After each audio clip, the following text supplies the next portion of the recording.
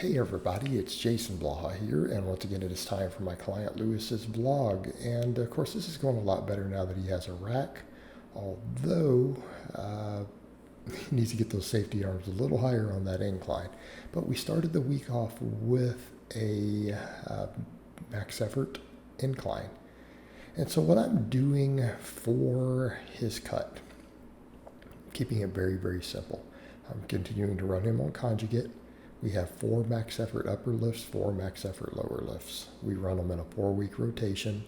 I'm running his dynamic work in 3-week waves, at least changing his pulls up. He doesn't have a lot of other equipment to really change the other stuff. So, we keep it constant. We are keeping it constant. And I'm adjusting his volumes based upon recovery.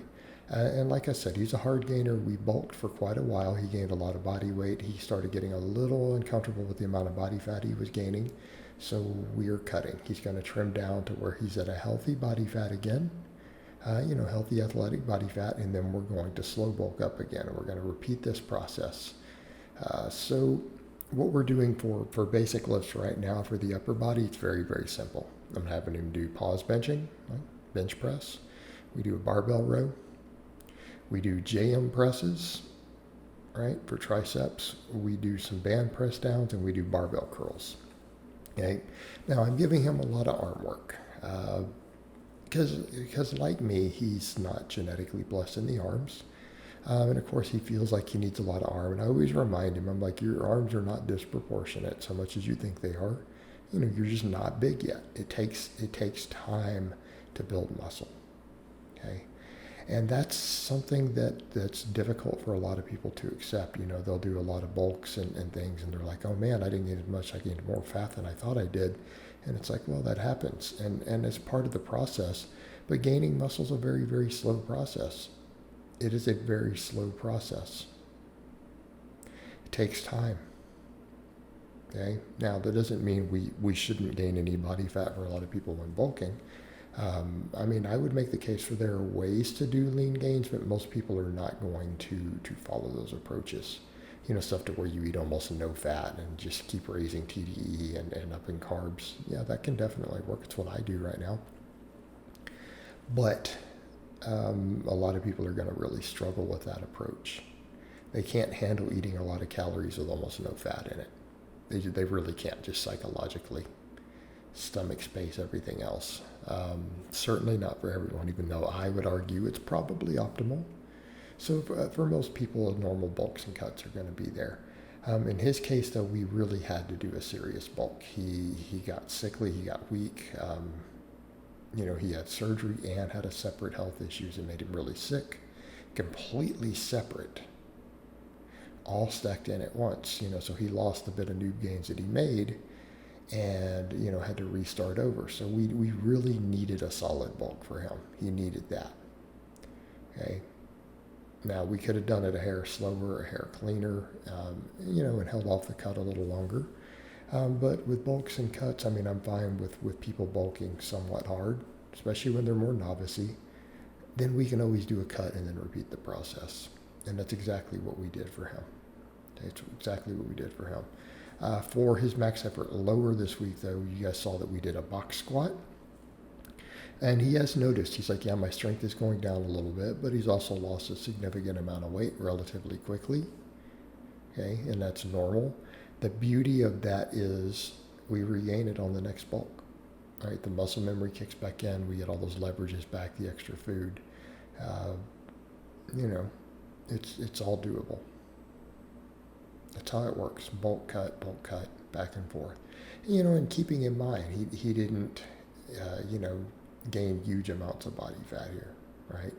So, again, when I'm telling people to bulk, usually for more novice people, I'm actually fine with them gaining a fair amount of fat. And they need to get their set points up higher. But for people who are out of the novice phase, we can do relatively lean bulks, but you do need to bulk, and people need to always remember that. In other words, if you're at a lighter body weight than your end goal needs to be, you're going to have to gain weight any way you break it down. Okay. And you're probably going to need to go as 10 pounds over your target weight, right? You're going to have to.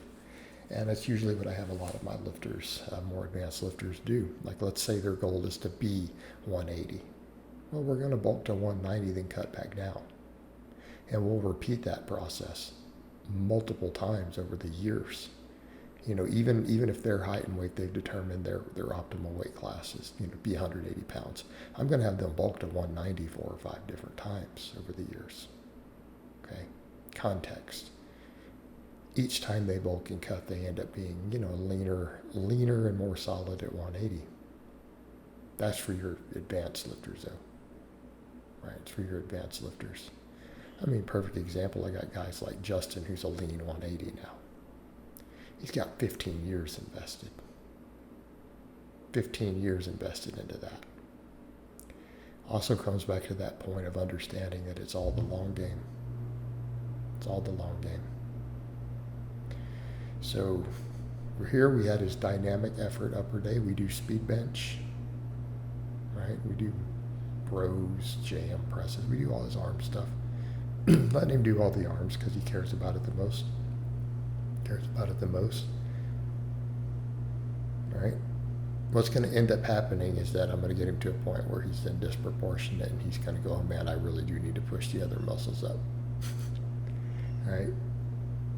Or he may not get disproportionate, but that's okay. It's okay. Young men love their arm training.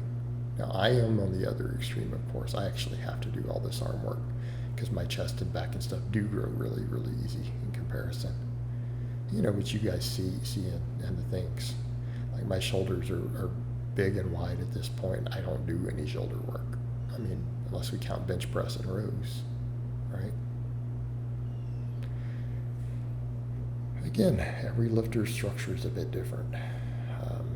Everyone's structure is different. All right, his dynamic effort lower, of course, we do speed squats off a box. He did speed pulls conventional, though he's got his toes forward, and I sent him a message on that already this week. I want those toes out. Doing that narrow stance, like he's doing, which is what I do, requires your toes to be out to get the best leverages out of it. Just an FYI.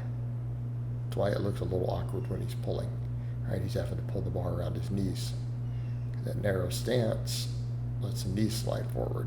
Turn the toes out, they don't. Then, of course, he does good mornings, split squats, hanging leg raises, and we called it a week. All right, guys, but that's really all I have to say on that today. I hope it's been informative, and I'll talk to you guys next time.